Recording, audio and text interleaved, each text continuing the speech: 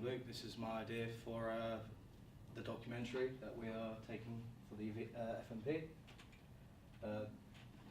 For example, I'm doing it based on the miraculous mosquito, which was built during 1942 for World War II. It's a British plane built from Hatfield, so it's very local to Hertfordshire. In World War II, obviously, if you know your history, the Axis powers had technology that was far beyond what we had. So obviously, a lot of militaries were trying to build what they could and what they could use to fight back that power.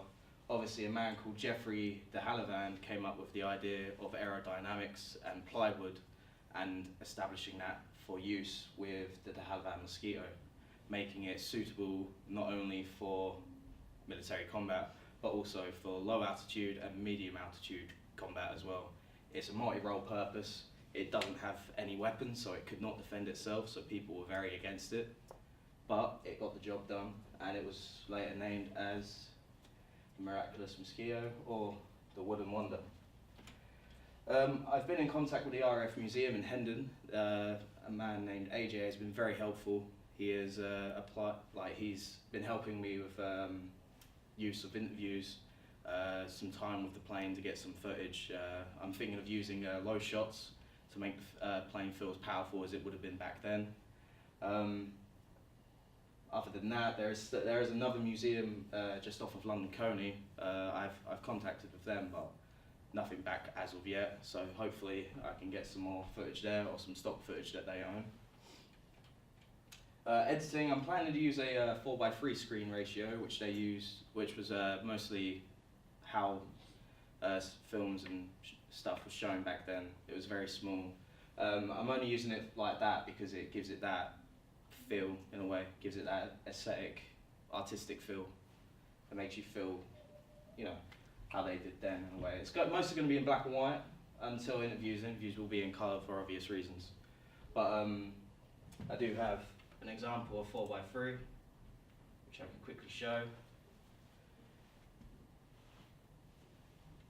For example, that is a 4:3 ratio.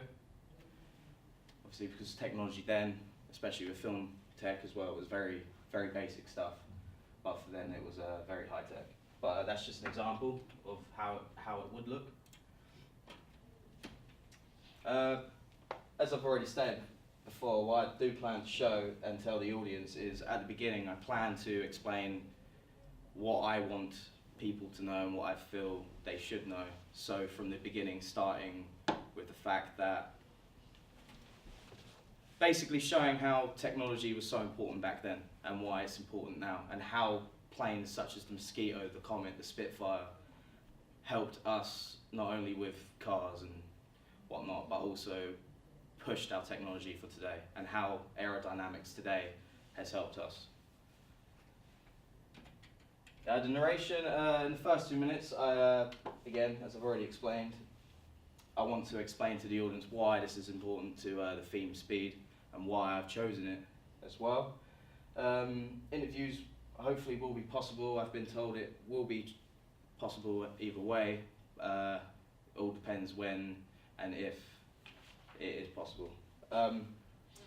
It will be narrated. I won't be present for it. I won't be. My voice won't be heard over the narration. I've already got that organised. I've got someone who's willing to do it for me. So, obviously, exposition at the beginning to express the ideas and why the film is about the Mosquito. Intercutting scenes when relevant. So, if I'm showing footage of, say, the plane in combat, I'll then intercut that with an interview talking about how the plane was used in combat and how it managed to get through Axis powers without weaponry to defend itself. Indirect interviews, so basically you won't see two people, you'll see just a participant answering questions, and those questions will basically be asked through the narrative. So, archive footage and self-film footage, like I said, archive footage and stock footage from those days of the plane in action or taking off, and self-footage from me filming the actual plane myself from a low point of view. And that's it, thank you. Any questions? Two things. Yes. Firstly, have you got permission to use archive footage? I've emailed a few people. I'm still waiting for contact. That's why I've also contacted the Halavan Museum as well, because most of the footage is actually theirs. So. And I need a bit of clarification on what you were talking about in regards to interviews and narration. So, can you just clarify? Are you having interviews? Yeah, I'm having interviews, basically asking stories of the plane, why Jeffrey de Havilland thought plywood would be useful for a plane like that. And I'm not going to have anyone ask.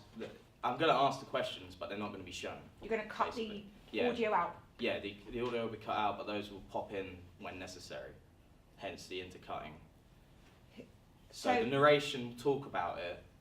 My narrator will talk about a certain subject, and then it will be cut back to the interview itself. So the responses, not the questions? Yes, basically. Okay. Yeah, so it doesn't feel like, so it's not longed out, there's no one asking continuous questions. So it will just cut in with the actual narration itself, which will be a lot more suitable for entertainment purpose. And who are you interviewing? I haven't been told exactly who yet. I've been told it will be someone with knowledge of the plane who works at the RAF Museum, so luckily it will be an expert. But other than that, that's as far as I know.